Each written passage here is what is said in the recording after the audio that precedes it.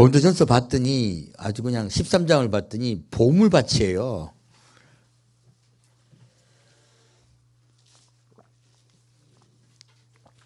자, 고린도전서 13장 1절부터 3절까지 같이 읽겠습니다. 내가 사람의 방언과 천사의 말을 할지라도 사랑이 없으면 소리나는 구리와 울리는 꽹과리가 되고, 내가 예언하는 능이 있어 모든 비밀과 모든 지식을 알고 또 산을 옮길 만한 모든 믿음이 있을지라도 사랑이 없으면 내가 아무것도 아니요, 내가 내게 있는 모든 것도 구제하고 또 내 몸을 불사르게 내어줄지라도 사랑이 없으면 내게 아무 유익이 없느니라. 아멘. 여기 보면 이제 2절 말씀을 한 채죠. 지난주는 예언하는 능이 있어 모든 비밀과 지식을 알고, 이 말씀으로 은혜를 나눴습니다. 이번 주는요, 또 산을 옮길 만한 모든 믿음이 있을지라도 사랑이 없으면 내가 아무것도 아니오라고 했어요. 근데 지금 여기 믿음을 말할 때 놀랍게도 성경은요, 믿음을 말할 때요, 분량을 이야기합니다. 우리는 보통 믿음을 이야기할 때 분량을 생각 안 한 경우가 많거든요. 근데 성경은 믿음을 무게도 표시해요. 어떤 무게로 표시하고 있습니까? 산을 옮길 만한 모든 믿음이라고 얘기하고 있어요. 이게 분명히 아주 굉장히 무거운 걸 들 수 있는 믿음이죠. 여러분, 산을 어떻게 듭니까? 근데 믿음으로는 산이 들린다, 안 들린다? 믿음으로는 산이 들린다고 이야기하고 있습니다. 그러면 여기서 어떻게 믿음으로 산이 들릴까? 여러분 생각해 보세요. 우리 믿습니다 하고 우리 기도 열심히 많이 하면 다 이루어집니까? 그럼 얼마나 좋습니까? 그러면 우리 하나님께 정성만 보이면 되겠네. 3시간 기도할 거 4시간 하고, 4시간 가지고 안 되면 5시간 하고, 이렇게 몇 시간을 갖다가 많이 늘려가지고 기도를 많이 하면은 들어주신다. 이거 어디서 나온 거예요? 산신령한테서 나온 겁니다. 우리 이거 보잖아요. 자네 정성을 보이게 하잖아요. 정성을 갖다가 우리 그래서 우리 옛날 전설의 고향 보면 맨날 그 여성이 아침마다 엄마가 치성을 드리잖아요. 치성을 드리는데, 치성을 드리다가 보면은 다른 말이 나옵니다. 무당이 뭐라 합니까? 자네 정성을 보이게. 치성만 가져도 됩니까? 돈 줘야 됩니까? 돈도 주고 치성도 드려야 되고, 자꾸 뭐랍니까? 노력에 의해서 무언가를 획득하는 행위를 자꾸 하라 그래요. 이게 믿음입니까? 근데 교회가 오늘 똑같은 일을 해요. 보다 보면 무엇이 똑같은가예요. 이제 우리 버려야죠. 그러면 이게 우리가 어디서 실패를 했냐면요, 믿음이라는 개념을, 우리가 한국 사람이 갖고 있는 믿음이라는 개념을요, 교회가 똑같이 받아들인 거예요. 단어가 똑같으니까. 이건 믿음 아닙니다. 성경이 말하는 믿음은 그런 뜻이 아니에요. 그럼 우리 성경이 말하는 믿음에 대한 의미를 정확하게 이해하면 그런 오해나 실수를 안 하겠네요. 자, 보겠습니다. 믿음은 히브리어로 에무나라 그래요. 믿음을 히브리어로 뭐라 한다? 에무나. 여기도 쉽네. 에그머니나. 글자 뺍시다. 에무나. 자, 믿음은 히브리어로 에무나라 하는데요, 구약에 49회나 나와요. 한 번만 나오지 않습니다. 근데 번역을 해서 나오는 구약의 믿음이라는 뜻 다 번역을 한 거는요, 딱 1회만 나옵니다. 그러면 이게 굉장히, 우리가 이게 참 어떻게 보면 성경 번역자들이 나쁜 짓을 한 거예요. 왜 지금 믿음이라는 단어가, 에무나가 구약에는 49회나 나오는데 왜 딱 하박국 2장 4절 말씀에 의인은 믿음으로 말미암아 살리라, 요거 하나만 딱 믿음으로 얘기해. 이거 사실 성경 왜곡이에요. 제가 제목이 교회가 왜곡한 가짜 믿음이라 말씀드린 거예요. 구약에는 에무나가 몇 번 나온다? 49회. 근데 우리가 지금 번역장에서 볼 때 믿음이라는 거는 몇 회 있다? 한 번 있습니다. 한 번. 그게 바로 로마서의 1장에 나오는 말씀과 똑같죠? 의인은 믿음으로 말미암아 살리라. 바로 하박국 2장 4절 말씀을 인용한 걸로 딱 대체한 거예요. 그것만 딱 있게 한 거예요. 왜? 딴 거 있으면 헷갈리고 자기 의도한 게 딴 데로 가버리니까. 이거 지극히 의도적인 것입니다. 그 의도적인데 의도를 하나도 못해요. 뭘 못했습니까? 오직을 넣었어. 오직을. 이게 믿음만 있으면 구원받는다예요. 오직이니까. 이 오직 성경에 있다 없다? 없다. 왜곡을 완벽하게 한 거예요. 이거는 분명히 구약의 말씀을 무엇을 가지고 왜곡한 겁니까? 의도를 가지고 왜곡한 겁니다. 무엇이요? 믿음. 믿음을 강조하기 위해서 구약의 믿음이라고 번역할 것들을, 믿음을 갖다 번역할 것들을 다 빼버린 거예요. 그럼 우리는 어떻게 받아들입니까? 의인은 오직 믿음으로 만나 살리라. 우리는 그러므로 예수 그리스도를 그리스도 영접하고 믿기만 하면 뭐예요? 구원받는다.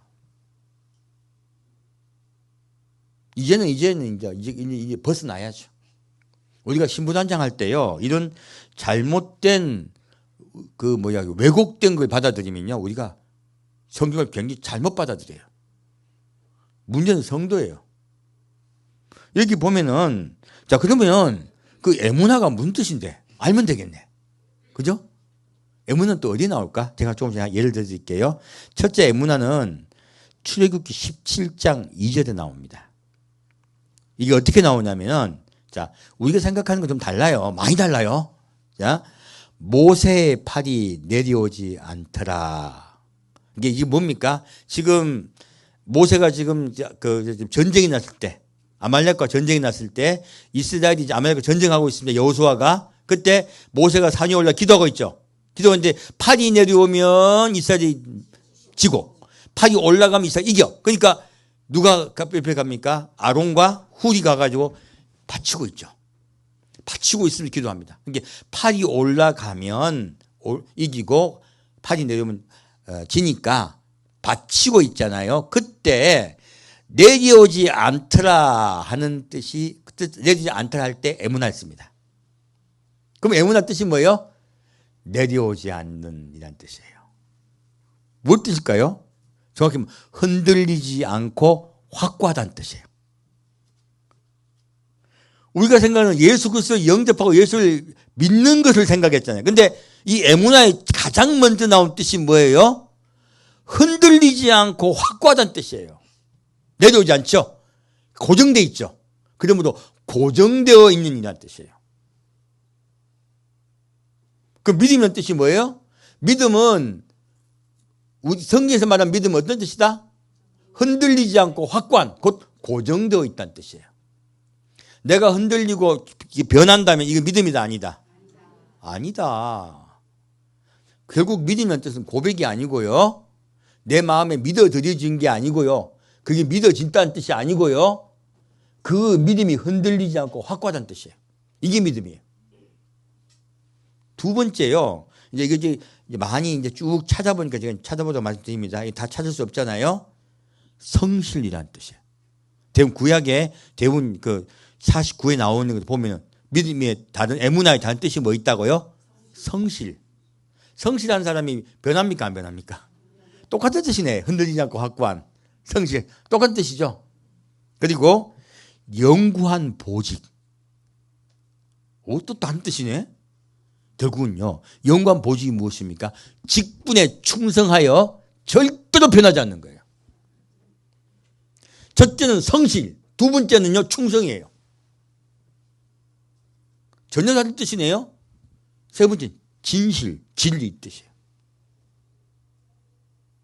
놀랍게도 누가 진실하고 진리이시에요? 예수님이죠. 예수님은 진리시죠. 그리고 진실을 왜 말했을까? 우리 입장에서 우리가 예수 앞에 진실되게 나가는 것, 이게 바로 믿음이에요. 그러면 완전히 다른 뜻이네요. 그렇다면 내가 예수를 믿는다라는 뜻이 무엇이에요? 절대로 변하지 않으며, 어떤 일이 있어도 절대로 변하지 않으며 성실하며 진실되며 충성하는 것, 이게 바로 믿음이에요. 이게 바로 에무나예요. 그 완전히 다른 뜻이네요. 그럼 여러분에게 네 믿음이 있냐라고 물었어. 지금 그 에무나라는 뜻 가지고 여러분 믿음이 있다고 대답하기 쉬워요, 어려워요? 어렵습니다. 예수를 그리스도 영접했다, 나는 믿음이 있다라고 말할 수 없어요.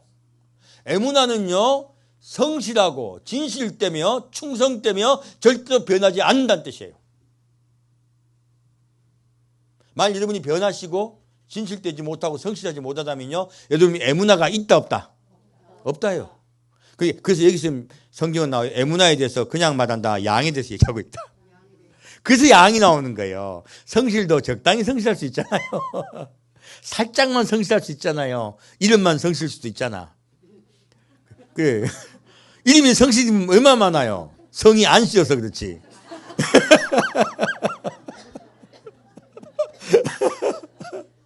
나같이 90이면 99성실이잖아. 9성실. 옛날엔 성실인데 지금은 안 성실해. 사실요, 믿음은요, 변할 수 있는 거예요. 그래서 그거는 변하는 믿음은 진짜 믿음이에요, 가짜 믿음이에요? 변하지 않아야죠. 그래서 하나 성경에서 말하고 있는 믿음이라는 의미는요, 에무나는 변하지 않는 성실하고 충성된 걸 이야기해요. 그럼 뭐 말 다 했네. 근데 더 정확한 건요, 이 에무나는 우리 이야기가 아니에요. 더 깊이 들어가 보면 누구 이야기일까요? 하나님 이야기입니다. 하나님의 성품을 에무나라 그래요. 우리 그러면 우리 찬양하죠. 하나님 왜 우리 하나님을 찬양합니까? 변하지 않으시는 분. 하나님은 늘 말씀하세요. 나는 변한다, 변하지 않는다. 그리고 하나님 말씀하세요. 나는 성실되다, 성실하다. 그리고 나는 진실되다. 우리 찬양도 성실하신 그 이름 찬양하죠. 주님은 성실하세요, 진실되세요, 그리고 변하지 않으세요. 그리고 놀랍게도요, 우리를 살리기 위해서 충성되게 일하세요. 그분께서. 사실은 그 하나님의 성품을 에무나라 합니다. 그래서 그분을 스스로 자기가 나는 진리라고 말씀하시는 거예요. 참, 이거 완전 우리 잘못 배웠네, 그죠? 그러므로 우리가 믿음이란 생각, 단어 자체, 뜻 자체를 우리가 달리 생각이 돼요. 그럼 우리 믿음을 뭐라고 다시 바꿀까? 뭐라 바꿔야죠? 저는 우리 지난주에는 예언을 뭐라 바꿨습니까? 대언. 대언으로 바꿨더니 확 달라졌죠? 지금 다시 그럼 믿음을 뭐로 바꿀까요? 성실로 바꿉시다, 성실로. 여러분, 하나님 성실하게 믿습니까? 아니면 불성실합니까? 그 뜻이에요. 그래서 내가 예수 믿다가 공산당이 왔어. 예수 믿으면 죽인다. 예수 안 믿고 예수 초상을 밟으면 넌 산다. 이 중에 눈 감아. 예수 믿는 사람 여기 있고 예수 안 믿는 사람 절로 가. 예수 믿는 사람은 죽음이 눈앞에 두고도 꼼짝 안 해야 되죠. 그게 믿는 거예요. 그래서요, 의인은 믿음으로 말미암아 살리라, 이 말씀은 뭐예요? 그때 꼼짝 안 한다는 뜻이에요. 그때 꼼짝하면 어떻게 돼? 아이고 하나님 알잖아요, 나 겁많은 거. 여러분, 하나님이 용서해 주실까? 끝날까요? 끝납니다.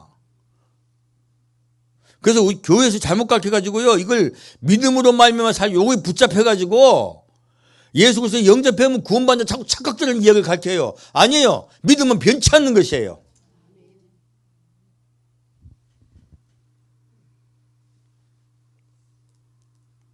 자, 그러면 우리 어떤 분이 물으실 것 같아요. 자, 우리 제일 이제 우리 하는 게요. 자, 사람이 로마서 10장 10절입니다. 사람이 마음으로 믿어 의에 이르고 입으로 시인하여 구원에 이르느니라 했잖아 라고 얘기해요. 자, 마음으로 믿어 의에 이르고 그리고 입으로 시인해 구원에 이르는데 지금 당신이 한 말은 너무 과하다 얘기할 수 있어요. 아니에요. 이것도 번역 오류예요. 놀랍게도 이상하게 성경은요, 가장 중요한 파트에만 가면 번역이 오류가 있어요. 희한해요. 이거 가지고 얼마나 많은 논쟁들을 하고 싸웁니까? 이단들도 이걸 이용해서 자꾸 이단이 돼요. 정확히 번역 오류입니다. 자, 이거 볼게요. 여기서 사람이 마음으로 믿어 의에 이르고 할 때 이 이르고가요. 그 헬라어도 전치사가 에이스라 그래요.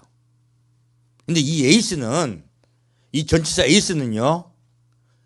도달했다는 뜻이 아닙니다. 이르고 하면 도달했다는 뜻이잖아요. 그리고 이르고 그리고 입으로 시인하여 구원에 이르느냐 똑같죠? 도달했다는 뜻이잖아요. 근데 이 전치사 에이스는요. 그렇게 완결의 형의 뜻이 아니에요. 이 에이스는요. 정확히 말하면 어떤 방향으로 향하여 가거나 어떤 장소로 진입하는 것을 말합니다. 이거 제가 번역 오류라 했죠. 정확하게. 이게 말하기가 짧게 똑같이 단어를 해서 번역을 해서 그런 것 같아요. 이거 좀 길게 하면 어때 좀 설명이 되게 번역하는 게 낫잖아요.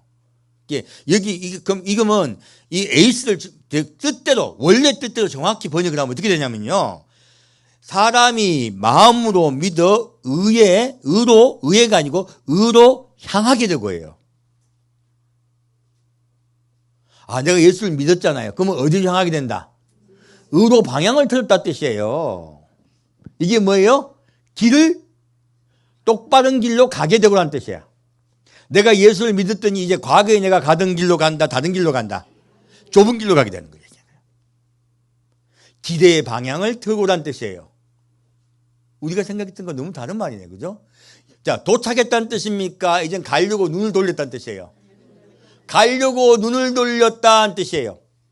마음으로 믿었더니 이제 예수를 향해 가려고 내가 방향을 틀었다는 뜻이에요. 두 번째요. 입으로 시인하여 구원에 이르느니라. 자, 이것은요. 입으로 시인하였더니 구원에 진입했다는 뜻이에요.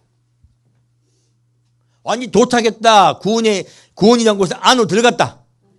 이제 구원이라는 곳에 안에 들어갔다는 뜻이야. 스타트예요. 스타트. 마음으로 믿었더니 방향을 틀었고 그 길을 향하여 가게 됐고 구원을 향해 가게 됐고 입으로 시인하였더니 구원 안에 들어가게 됐다는 뜻이에요. 이거는 믿음의 시작이라는 뜻이에요. 근데 자꾸 이르렀다고 해버렸더니 뭐가 돼요? 결론이 난 거예요. 결론이. 결론 아닙니다. 시작입니다. 완벽한 번역 오류예요. 완전히 바꿔야 되겠네 그러면. 그럼 자 다시 하겠습니다. 마음으로 믿어 의의 길로 가게 되고 딱 마음이 와닿죠? 자 마음으로 믿을 때 어디 됐다? 의의 길로 가게 되고 입으로 시인하여 구원에 들어가게 되고 이제 시작이야. 이제 구원에 들어가기 시작한 거예요. 그래서 예수님 뭐라 하십니까? 내게 와서 어떻게 해라. 왔다는 뜻이 내게 온다는 뜻이 뭐예요? 예수님을 향하여 길을 가는 거잖아요. 와서 그리고 도착을 했어요. 도착하면 바로 구원이다. 이때부터 뭐 해야 된다? 배워라. 그래서 예수님 뭐라 하십니까? 내 짐은 쉽고 가벼우니라. 그리고 너희가 나를 위해서 배우면 그리하면 배우면이에요. 배우면 너희 마음이 쉼을 얻으리라요. 예수 믿자마자 우리가 마음에 쉼이 있다. 온갖 폭풍이 몰려온다. 온갖 폭풍이 몰려옵니다. 왜요? 내가 전에 생각하던 내 상식과 내 지식과 충돌해요. 예수 믿으려고 그러면. 예수 믿는 것이 세상 상식과 똑같습니까? 틀립니까? 반대입니다. 길이 반대인 걸. 길이 반대인데 얘가 이제 내비게이션이 이러는 거죠. 내비게이션이 자꾸 혼돈이 오는 거예요. 내 머리에 내비게이션이. 나 이 길로 가는 게 맞는 줄 알았더니 성경을 봤더니 이 길이 맞아 틀려요. 틀려요. 성경 말씀은요. 자꾸 나보고 길을 돌이키라고 얘기합니다. 그러므로 마음으로 믿게 되면 무엇이 돌이켜진다? 길이 돌이켜진다. 올바른 길의 방향으로 내가 뒤튼다 이 뜻이에요. 그러므로 그렇게 뒤틀게 되니까 어떻게 돼요? 마음에 싸움이 나요. 그래서 뭐라고 바울은 말합니까? 내가 원하는 선을 행치 않고 원치 않는 악을 행하는 도다 하는 거예요. 그래서 예수를 믿고 바로 진입해서 바로 탁! 바로 바울과 같은 분은 내가 왜 드릴게. 우리 많이 궁금한 분이 있을 거예요. 뭐 진도 안 나와도 됩니다. 자, 바울이 바로 회심하자마자 바울 정말 예수 너무 잘 믿잖아요. 그런 사람이 또 우리도 있어요. 우리 선교사가 계신 선교사님들 보면은 정말로 예수를 딱 만나자마자 완벽하게 돌아서서 정말 예수에 사시잖아요. 그런 분이 계세요. 자, 그런 분이 대다수일까 소수일까? 소수입니다. 그거 가지고 나는 왜 안 될까? 나는 구원받지 못할까? 걱정하지 마십시오. 다수는요 금방 안 돼요. 다수는. 누가 그럴까? 우리 배 선생 베드로 도 선생 도마 베드로에게 예수님 뭐라 하십니까?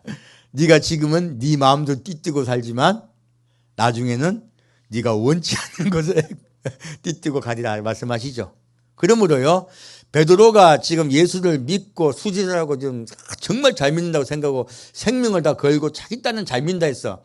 베드로가 예수님 마음에 보시기에 완전히 예수 뜻대로 돌아서 산다. 수많은 시행착오를 겪고 있다. 그 이야기 하는 거야. 마음은 안 그런데 행동은 안 그래요 또. 대부분 그렇다는 거예요. 그래서 너무 실망하지 마십시오. 우리 베드로가 얼마나 위대한 분입니까? 하나님 입장에서 보면 베드로가 위대할까? 바울이 위대할까요? 잘 모르겠죠? 비등비등하잖아요. 제가 보기엔 베드로가 더 위대합니다. 베드로 왜? 그러니까 그를 앞에 세웠죠. 가장 앞에 세웠죠. 바울은 너무 완벽했어요. 오히려 흠결이 좀 많다고 봐요. 왜요? 우리를 이해를 못해. 지도자는 이해할 수 있어야 돼. 바울은 너무 깨끗해. 그러니까 우리 성도 보면 이해가 됩니까 안 됩니까? 그래서 바울의 서신을 보면 다 성품에 묻어 있거든요. 바울의 서신을 보면 꾸중이 많아요. 베드로 서신 보면 꾸중이 많습니까? 권유가 많습니까? 권유가 많습니다. 나도 옛날에 그랬는데 그러면 안 되겠죠. 이렇게 말하는데 바울은 그러면 됩니까 안 됩니까? 그래서 지도자는 남을 좀 이해할 수 있는 게 더 맞습니다. 그래서 하나님이 흠 많은 베드로를 세우셨어요. 그리고 우리 도마를 세우셔 주심으로 의심 많은 우리에게도 위로가 되게 해주셨습니다. 성경 보면요. 자, 예수님 제자들이 3년 동안 따라다녔단 말이야. 3년 동안 따라다니는데 성품이 완전히 변했습니까? 똑같았습니까? 예수님 돌아가시기 바로 그날 밤에 뭐 했습니까? 네가 놈니 내가 놈니 네가 올리 내가 올리 싸우고 있었잖아요. 이게 예수님 제자들이 할 짓이요. 세상 사람은 똑같아요. 똑같습니다. 성품이 안 변한 거야. 예수님 십자가에 돌아가시고 성령께서 오셔가지고요 탁 임하실 때 비로소 성품이 변하기 시작합니다. 변하기 시작한다. 변하기 시작했습니다. 뒤도 보면 사도들끼리 서로 좀 다투는 부분들이 나오잖아요. 실수도 하고요. 그리고 대표적으로 또 우리 배 선생을 말씀해 주시잖아요. 그래서 뭐 베드로가 외식하던 거 성기 나오잖아요. 왜 이렇게 이야기해 주실까? 왜 성기 다 적어놨을까? 우리 유대해 주려고. 걱정하지 말고 따라와라. 베드로가 예수님을 만났어. 그래서 예수님 앞에 지금 배반했잖아요. 그 예수님이 3번 질책하세요. 너 나 사랑하지? 아니 우정. 너 진짜 나 사랑 안 하니? 아니 우정밖에 없습니다. 얼마나 벌벌 떱니까 베드로가. 3번 이야기하죠. 그래서 바짝 낮아졌어요. 그때서 예수님 뭐라 하십니까? 내 어린 양을 먹이라. 내 양을 먹이라. 이제 진짜 나를 도와줄 거지? 라고 물으세요. 이렇게. 돕고 말고요. 자, 베드로 변했을까 안 변했을까? 안 변했습니다. 예수님께 요한복음의 마지막에 가장 큰 복음은요, 우리 인간의 아주 적나라한 모습이에요. 뭘까요? 베드로가 예수님이 그렇게 사랑받고 은혜 받고 난 다음에요, 마지막에 뭐라 합니까? 요한 쟤는요. 마지막에 요한복음 끝이 뭐예요? 요한 자 웃게 돼요. 자, 제가 높아요, 내가 높아요.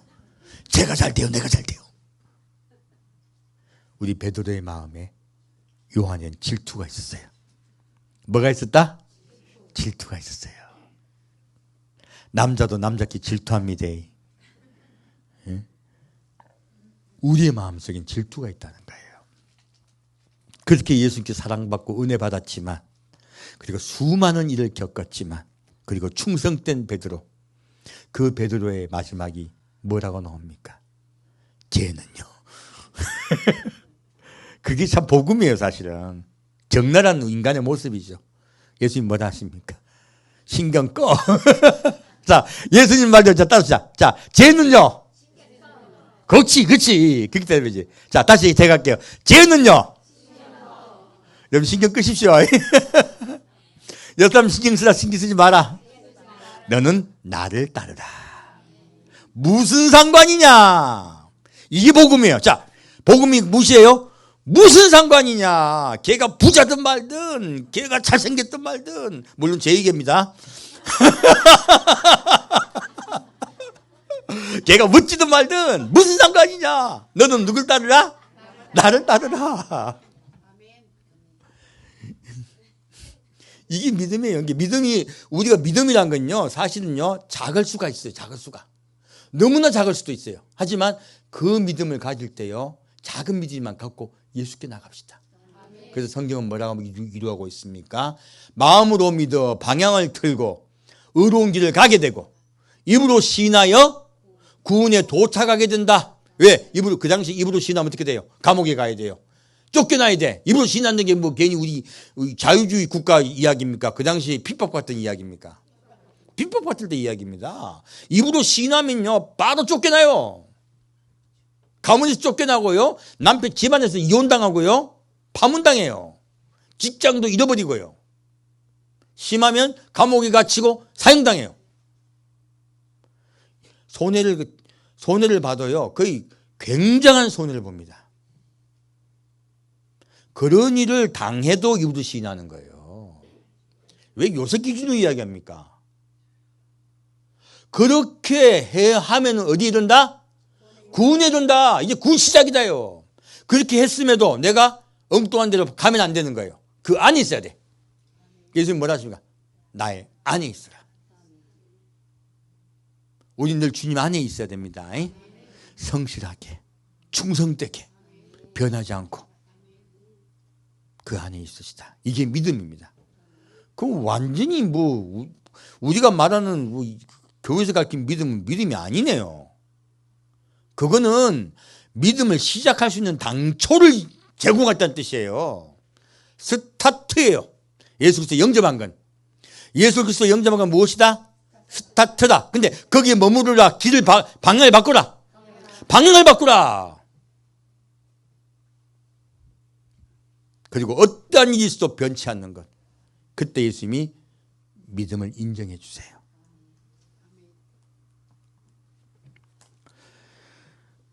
진짜.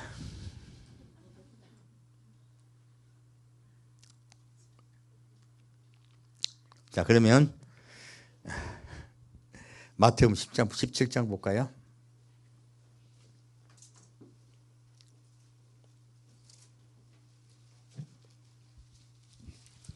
우리 요한복음 끝에 생각했더니 좀 희망이 생기죠.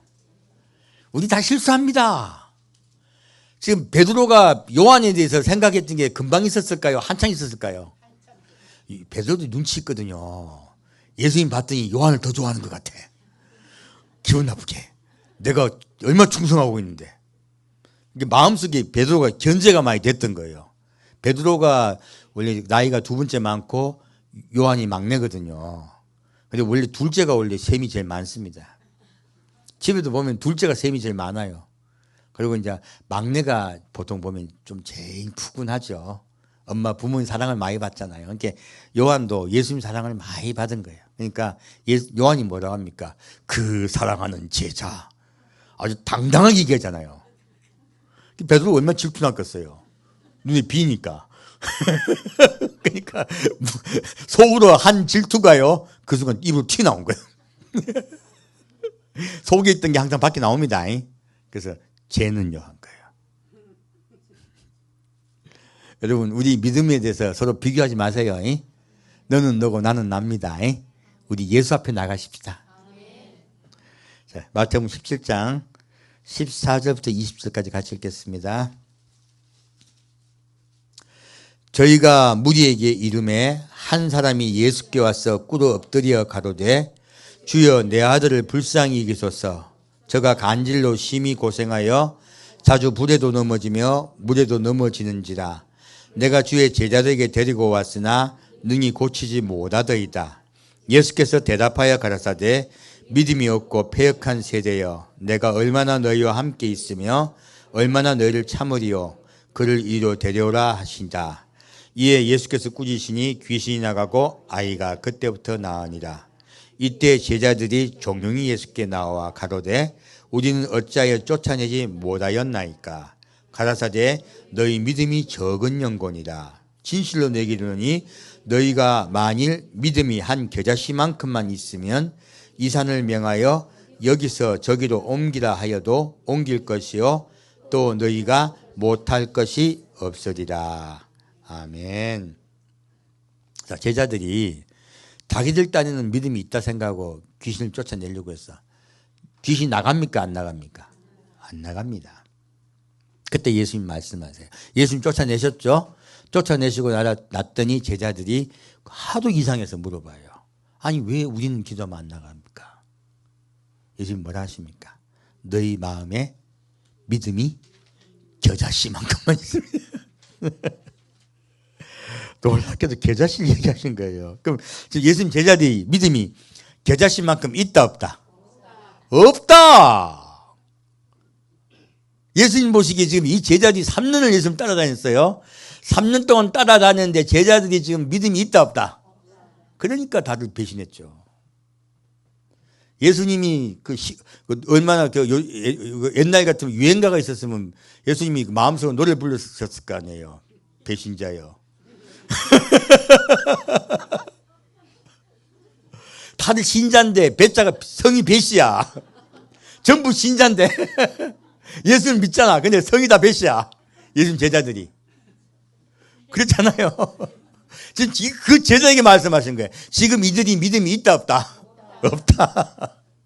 그때 예수님 뭐라 하십니까? 마귀가 너희를 청구하였다. 놀라운 말씀이 나와요. 이 제자들은 예수님을 따라다니고 3년 동안 자기의 모든 삶을 바친다고 바쳤어요. 근데 예수님이 뭐라고 하십니까? 마귀가 너를 청구하였다. 무엇입니까? 마귀가 봤더니 쟤들 구원 못 받겠네라고 얘기한 거예요. 정확히 말하면. 쟤들 구원 못 받을 자들이잖아요. 그러므로 나에게 주세요라고 한 거예요. 그런다 내가 너를 위하여 기도하였느니라 했어요. 지금 예수님이 하신 이 말씀에 보면 제자들의 믿음이 겨자씨만큼 못한 거예요. 믿음의 질량이.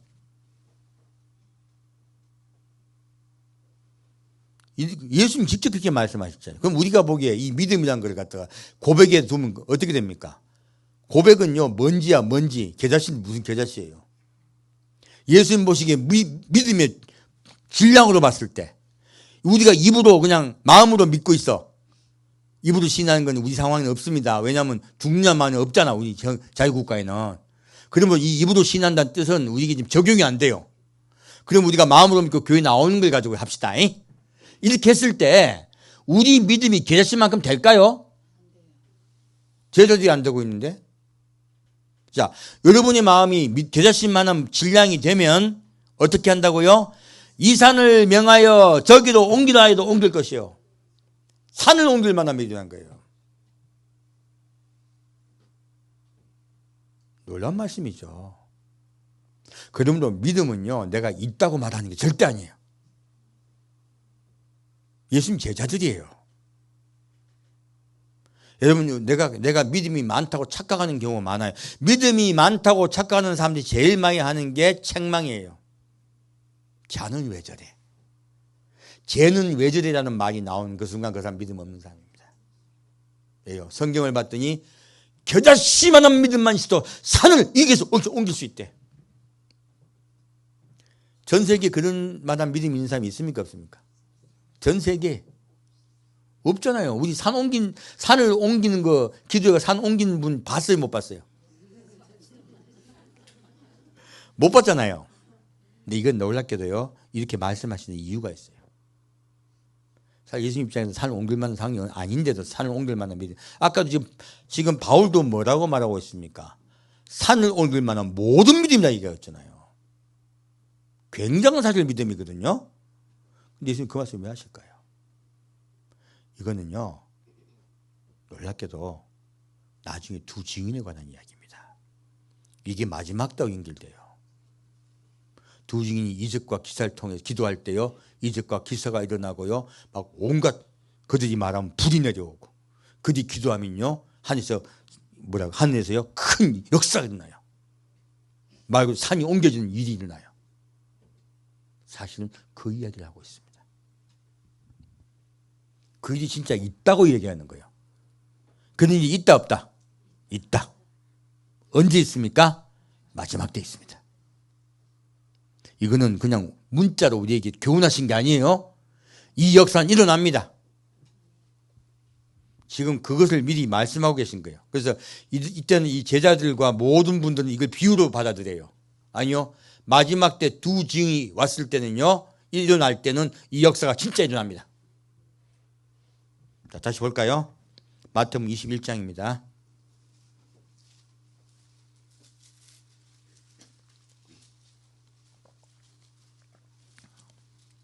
21장 18절에서 21절에 같이 읽겠습니다. 18절부터 22절까지입니다. 이른 아침에 성으로 들어오실 때 시장하신지라 길가에서 한 무화과 나무를 보시고 그리로 가사 잎사귀밖에 아무것도 얻지 못하시고 나무에게 이르시되 이제부터 영원토록 내게 열매가 맺지 못하리라 하시니 무화과 나무가 곧 마른지라. 제자들이 보고 이상히 여겨가로되 무화과 나무가 어찌하여 곧 말랐나이까. 예수께서 대답하여 가라사대 내가 진실로 너희에게 이르노니 만일 너희가 믿음이 있고 의심치 아니하면 이 무화과 나무에게 된 이런 일만 할 뿐 아니라 이 산들어 들려 바다에 던지우라 해도 될 것이요 너희가 기도할 때 무엇인지 믿고 구하는 것은 다 받으리라 하시니라. 아멘. 이 두 말씀은 다 마지막 때 이야기입니다. 지금 두 번째 예수님 말씀하실 때 너희 믿음이 겨자씨만하다고 말하고 계십니까? 아니면 다르게 말하십니까? 다르게 말합니다. 그리고 어디 사건이에요? 무화과 나무 사건이에요. 무화과 나무 사건 어디 얘기예요? 이스라엘 이야기입니다. 잎사귀밖에 아무것도 얻지 못하시고 나무 계시되 이제부터 영원토록 내게 열매가 맺지 못하리라 하시니 무화과 나무가 곧 마른지라. 제자들이 보고 이상히 여겨 가로되 무화과 나무가 어찌 곧 말랐나이까. 예수께서 대답하여 가라사대 내가 진실로 너희에게 이르노니 만일 너희가 믿음이 있고 의심치 아니하면 이 무화과 나무에게 된 이런 일만 할 뿐 아니라 이 산들어 들려 바다에 던지우라 해도 될 것이다. 묻히실까요? 둘 다 마지막 때 이야기예요. 첫 번째요, 겨자씨만한 믿음은 무엇일까요? 예수님 이 땅에 오실 때요, 이스라엘 백성이 무화과 나무 이야기예요. 이스라엘 백성들이 그 고통과 고난 가운데 회개합니다. 우리를 구원할 분은 오직 예수 그리스도밖에 없습니다. 그들이 회개해요. 그때 그들의 믿음이 겨자씨만하다는 거예요. 겨자씨만한 믿음이 그들이 생긴 거야. 죽게 되니 그 겨자씨만한 믿음이 생길 때 주님이 산을 옮겨버려요. 산이 갈라집니다. 산이 갈라지고 쫙 펴져요. 어떻게 했습니까? 산이 옮겨진 거예요. 놀랍게도요, 마지막 때 산이 옮겨질 거란 거예요. 그들이 이스라엘 백성이 겨자씨만한 믿음을 가질 때 산이 옮겨질 것이다. 내가 그들의 겨자씨만한 믿음을 보고 그들 구원할 것이다. 말씀하신 거예요. 지금 똑같은 믿음 이야기죠. 아까는 작은 믿음 분량을 얘기했습니다. 지금은 큰 믿음의 분량을 얘기하고 있어요. 무엇입니까? 그들 중에 진짜 믿음을 가진 자, 두 증인 이야기죠. 그 두 증인이 왔을 때 그들이 나에게 기도하며 무화과 나무가 마르죠. 이스라엘이 고난에 들어갑니다. 회개하지 않았으므로 두 증인이 기도하더라도 그들이 회개치 않으므로 아무리 거름에 물을 주고 아무리 해도 때가 되지 않았고 그들은 회개치 않았어요. 그러자 이스라엘이 3년 반 동안 적그리스도의 군반에 짓밟힙니다. 무화과 나무가 바싹 말라버린 것이에요. 그 뒤에 어떤 일이 일어납니까? 그 뒤에요 산이 바다에 던져집니다. 무엇입니까? 대화산 폭발. 바로 요한계시록 16장에 나오죠. 대화산 폭발로 산이 바다로 그냥 확 들어가 버려요. 적그리스도와 그 군대 나라가 국가가요 큰 전무후무한 대지진에서 사라져버립니다. 두 증인이 그렇게 기도한 거예요. 하나님, 우리 이스라엘 포갑하는 그들 반드시 멸망시켜 주십시오. 반드시 보응해 주십시오. 그렇게 기도합니다. 그 기도가 이루어집니다. 이거는 비유가 아닙니다. 마지막 때 이스라엘에게 있을 사건에 관한 이야기예요. 바로 무화과 나무에 대한 비유 얘기예요. 이스라엘이 믿음이 없으면 말라 죽을 것이요. 그리고 그들을 말라 죽게 한 적그리스도의 국가는 산이 바로 사라져버렸어요. 그래서 바벨론 이야기 나오죠. 요한계시록에. 바벨론이 어떻게 됩니까? 바벨로니아가 바다에 던져져 다시는 나오지 못하리라. 산이 바다에 던져진 것이에요. 너희들 성경은 비유다, 확실히 사실이다. 이러한 일이 일어날 것이다 하는 거예요.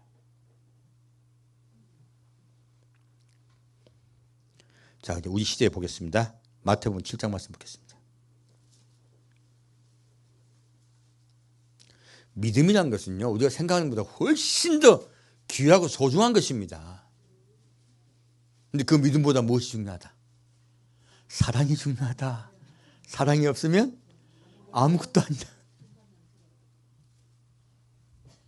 믿음 자랑하는 사람은 큰일 납니다. 마태복음 7장 21절부터 27절까지 같이 읽겠습니다.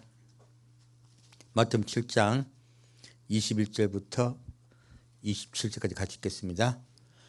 나더러 주여 주여 하는 자마다 천국에 다 들어갈 것이 아니요 다만 하늘에 계신 내 아버지의 뜻대로 행하는 자라야 들어가리라. 그날에 많은 사람이 나더러 이르되 주여 주여 우리가 주의 이름으로 선지자 노릇하며 주의 이름으로 귀신을 쫓아내며 주의 이름으로 많은 권능을 행치 아니하였나이까 하리니 그때 내가 저에게 밝히 말하되 내가 너희를 도무지 알지 못하니 불법을 행하는 자들아 내게서 떠나가라 하리라.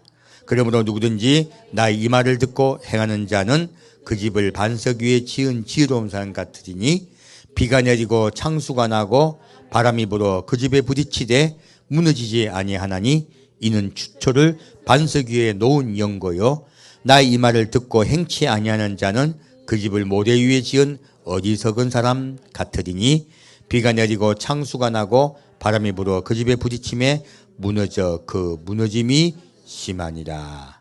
아멘. 자, 예수 그리스도 이름으로 기도할 때 이루어지는 역사가 있는 분들이 많아요. 그렇게 역사가 일어나는 분들 구원 받는다 못 받는다? 다 못 받는다는 뜻은 아닙니다. 근데 그것이 구원의 바로미터도 아니고 그들이 주의 종이라는 뜻도 아니라고 말하는 거예요. 예수님은 예수님의 이름으로 기도할 때 시행할 때가 많아요. 다 시행하는 건 아닙니다. 시행하실 때가 많아요. 그래서 이들은 병 낫고 역사가 일어나는 것을 보고 나는 주의 종이라고 착각을 해요. 자, 그들이 올바로 산다, 엉터리로 산다. 이게 중요한 건 예수님이 뭐라 하십니까? 나의 말을 듣고 그것이 이루어지는 자가 올바른 길을 가는 자요. 행하는 자가 올바른 길을 가는 자요. 행하는 거요. 그래서 행함이 없는 믿음은 죽은 믿음인 거예요. 그게 뭐 틀린 말이야. 성경은 알고 보면 일관성이 있습니다. 일관됩니다. 그러므로 여러분 목사라는 명함에 속지 마세요. 전도사라는 명함에 속지 마시고 장로라는 명함에 속지 마십시오. 오랫동안 교회 다녔다고 해도 속지 마십시오. 무엇을 봐야 됩니까? 행함, 인격을 보십시오. 인격이 만일 아니면 아닙니다. 아무리 그 사람 기도해가지고 병이 수십 명이 나와도 옛날에 우리 이단들도 처음에 왜 이단 됐습니까? 그 사람한테 가면 병 나오니까 와르르 몰려갔어요. 제가 듣기로도 뭐 JMS 정민수한테 기도받고 디스크 나온 양반도 있고 별량만 다 했어요. 뭐 정민수에 기도받았더니 막 사업이 잘 되고 막 번창하는 거야. 그러니까 정명석이가 예수님 친구인 줄 알고 가는 거야. 그렇게 다 미혹도 하는 거예요. 뭐 남녀 호단계가 왜 잘 되는데요? 그 남녀 호단계가 뭐 사업 잘 된대. 병도 낫고. 가야지. 수도시 가요, 수도시. 그래가지고 끌려가요. 믿음은요, 이런 데 있지 않아요. 우리가 있는 현재 갖고 있는 문제를 해결하는데 초점이 맞춰지니까 그런 데 가는 거예요. 믿음은 무엇입니까? 구원입니다. 자꾸 현상에 초점이 맞추다 보니까 그 현상이 일어나는 사람들을 주의 종으로 착각을 해요. 이 사람들 예수님 인정하십니까? 안 하십니까? 안 하십니다. 예수님 누구 인정합니까? 예수님 말씀을 듣고 행하는 자예요. 지금 7장에는 말씀인데 듣고 행한다는 말이 어디입니까? 5장 6장 이야기예요. 마태복음 5장 6장에 예수님이 하신 말씀을 듣고 그렇게 살아가는 자. 그래서 여기 이걸 갖다 5장 6장 7장을 성경에 황금률이라 그러거든요. 근데 5장 6장 7장이 알고 보면 십계명을 완벽하게 다시 예수님께서 우리에게 정의를 내려주신 거예요.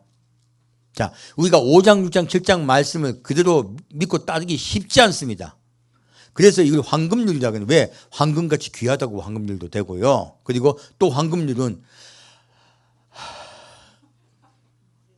예, 어렵고 금기어다. 예. 이 말 금자 쓰는 분도 계세요. 너무 어려워서 이거 할 수 없다. 그래서 황금률이다. 정말 황금 같은 말씀입니다.